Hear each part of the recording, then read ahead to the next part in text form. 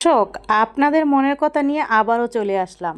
কিছু পুরুষ মানুষ আছে বউকে এতটা বিশ্বাস করতে যায়, মানে সে হাজারটা মিথ্যা কথা বললেও তখন সেটা যাচাই বাছাই না করে অন্ধবিশ্বাস করে। আর স্ত্রী হচ্ছে সেই সুযোগটা নিয়ে হচ্ছে স্বামীর সাথে তো বলবেই হাজারটা মিথ্যা কথা, এরপর যত আত্মীয় স্বজন আছে, পাড়া প্রতিবেশী আছে, সবার নামে মিথ্যা কথা বলবে। আর সেগুলি হচ্ছে ওই বোকা হাজব্যান্ডটা বিশ্বাস করবে। বউরে সাপোর্ট করবা, তারপর বউরে বিশ্বাস করবা, এটাই তো স্বাভাবিক। কিন্তু নাগালের বাইরে যাইলে সেটাও কি করতে হবে?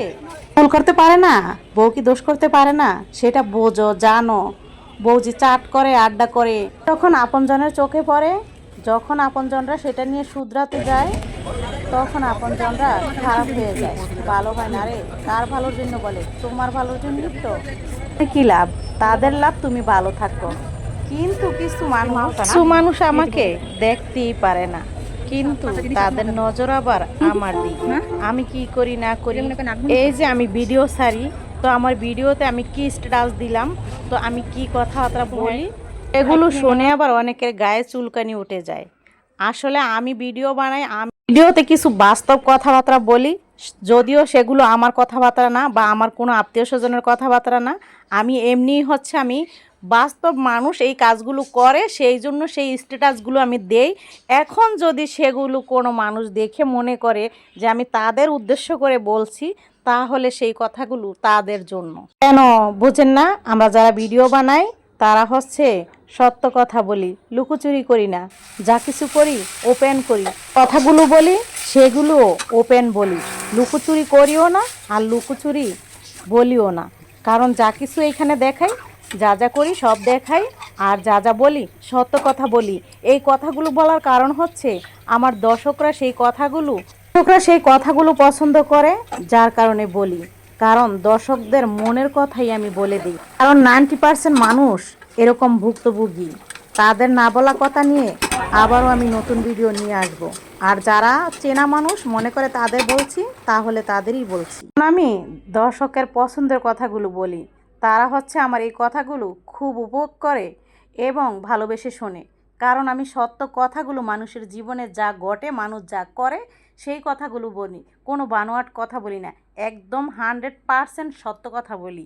এই জন্য যদি কারো ভালো না লাগে, না লাগুক, তার মানে সে সেরকম আর সে সেই কাজটা করে। কথা বললাম, যদি কারো জীবনের সাথে সেটা মিলে যায়, তাহলে সেটা ক্ষমাসুন্দর দৃষ্টিতে দেখবেন। কারণ সেটা আমি কারো উদ্দেশ্যে বলছি না। সম্মানিত দর্শক, আসসালামু আলাইকুম। আমি ফাতেমা বলছি নারায়ণগঞ্জ থেকে। সবাইকে ওয়েলকাম জানিয়ে শুরু করছি নতুন আরেকটি লাইফস্টাইল ব্লগ। আশা করছি সম্পূর্ণ ভিডিওটি আপনারা শেষ পর্যন্ত দেখবেন। আজকে হচ্ছে রাত থেকে ভিডিওটা শুরু করেছি। এই ভিডিওটা আমি কালকে বানিয়েছিলাম।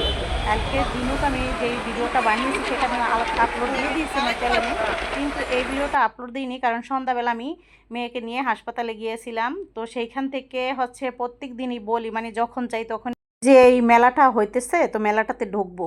আসলে সময় করা ঢোকা হয় না, ওই যে ওর মানে যখন যাই ডাক্তার দেখাইতে দেখাইতে হচ্ছে 10:30 11টা বাজে যায়, যার কারণে ঢুকি না এত রাত করে। তো আজকে ভাবলাম যে আজকে ঢুকবই।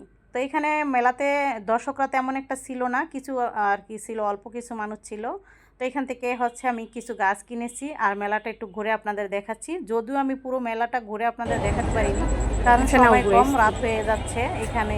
আমি এই জন্য আর কি করিনি, আপনার বাই টেনশন করবে, যার কারণে আমি শর্টকাটের ভিতরে কিছু গাছ কিনে চলে আসছি। তো এই তো আমার কাছে তো অনেক ভালো লাগছিল, মনে হয়েছে সব কয়টা গাছ ঘুরে ঘুরে দেখি আর হচ্ছে একটু ভিডিও বানাই আপনাদের সাথে শেয়ার করার জন্য। তো যাই হোক, কিনে এখন চলে আসলাম। এই তো আসার সময় আবার ভাবলাম যে ছেলের জন্য দুইটা নিয়ে যাই, চিকেন চপ নিয়ে যাই। পরে আবার ভাবলাম যে থাক, আমি আবার যাই রান্না করার দরকার নেই, এত রাত হয়ে গেছে, 11টা বেশি বেজে গেছে। তো চলে যাই, আর এগুলি রাতে খাওয়া হবে। অলরেডি অবশ্য ভাত আছে, তরকারি আছে, তো অল্প স্বল্প শর্ট করতে পারে। যাই হোক, এগুলো নেওয়া হলে আবার সেগুলো খাওয়া হবে না। তো যাই হোক, নিয়ে আসলাম। এই তো আসার সময় আবার এত সুন্দর রাস্তাটা, মানে ক্লিয়ার, এখন কোনো জ্যাম জট ছিল না। খুবই শর্টকাটে এসে পড়া গেছে আর কি, আসতে পারছি। আর ভালো লাগতেছিল গাছগুলো, মানে গাছ পছন্দ করি তো, তাই গাছের ভিডিওগুলো আবার আপনাদের মাঝে তুলে ধরলাম। এরকম সুন্দর গাছ দেখলে কার না ভালো লাগে। যখন যাইতেছি আর এত সুন্দর সুন্দর ফুলগুলো গাছগুলো দেখতেছি, অনেক ভালো লাগতেছে। তো বাসায় চলে আসছিলাম, বাসায় এসে হচ্ছে আবার সেগুলো নামাবো আর হচ্ছে আপনাদের দেখাবো কি কি আনলাম। তো এই তো এখন আমি বোকরাটা হচ্ছে খুলে নিব, বোকরাটা খুলে নিয়ে তারপরে এই তো বসলাম, বসে হচ্ছে এখানে যা যা আনলাম সব কিছুই আপনাদের সাথে শেয়ার করলাম। এই তো গাছ, তারপর হচ্ছে মেয়ের ওষুধগুলো, মানে 2 মাসের ঔষধ নিয়ে আসছি। 2 মাস খেলেই কিন্তু আল্লাহর রহমতে কমপ্লিট হয়ে যাবে, অনেকটাই সুস্থ হয়ে আল্লাহর রহমতে, মানে ঘাটা এখন শুকাইতেছে। তো ডাক্তাররা হচ্ছে আরও 2 মাসের ঔষধ দিয়ে দিয়েছে, তো সেগুলো খাওয়া হবে। একসাথে নিয়ে আসলাম আর এই তো এখন খাবার রেডি করা হচ্ছে। তো যারা এতক্ষণ আমাদের সাথে ভিডিওটা দেখলেন, কেমন লাগলো আপনাদের মূল্যবান মন্তব্য অবশ্যই কমেন্টের মাধ্যমে জানাবেন। যারা এখনও আমার চ্যানেলটিকে সাবস্ক্রাইব করেননি, প্লিজ আমার চ্যানেলটিকে সাবস্ক্রাইব করে দিবেন। যারা অলরেডি করে দিয়েছেন তাদেরকে অসংখ্য ধন্যবাদ। তাদের জন্য রইল আমার মন থেকে ভালোবাসা ও দোয়া। তো দেখুন এই তো চিকেন চপগুলো হচ্ছে এখন মশলা যে দিয়েছে সেগুলো দিয়ে মাখানো হবে। 4টা তো একসাথে করে নেওয়া হয়েছে, এখন হচ্ছে মশলা দিয়ে মাখাবে। তবে মেয়ে হচ্ছে খেতে পারে না, একটু ঝাল ছিল, যার কারণে ও খেতে পারে না, জাল খেতে পারবে না। আর আজকে হচ্ছে ওর জন্য আমি রান্না করেছিলাম পাবদা মাছ, আমরা সবাই রান্না করেছি, সেটাই খাইছে আর কি। আজকে এই ফার্স্ট আজকে আমরা যা রান্না করেছি ও সেগুলোই খেয়েছে, কিন্তু ঝাল কম দিয়ে পাবদা মাছ রান্না করেছিলাম। আর যে ভাতটা আমরা রেগুলার খাওয়ার জন্য রান্না করি সেটাই খেয়েছে, আলাদা করে আর আজকে রান্না করিনি। তো এই তো এতদিন পর হচ্ছে এখন স্বাভাবিক খাবার দাবার শুরু করবে, তবে একটু ঝালটা কম দিয়ে রান্না করে খাওয়াতে হবে এই আর কি। তো আল্লাহর রহমতে আপনাদের দোয়ায় ও অনেকটা সুস্থ আছে। আর এই তো আমি যা যা করি সব কিছুই আপনাদের সাথে শেয়ার করলাম। ভাবলাম যে আজকে সারাদিনের যদি ভিডিও দেখাই তাহলে তো অনেক বড় হয়ে যাবে, তাই রাতের ভিডিওটাই শেয়ার করলাম। সবাই ভালো থাকবেন।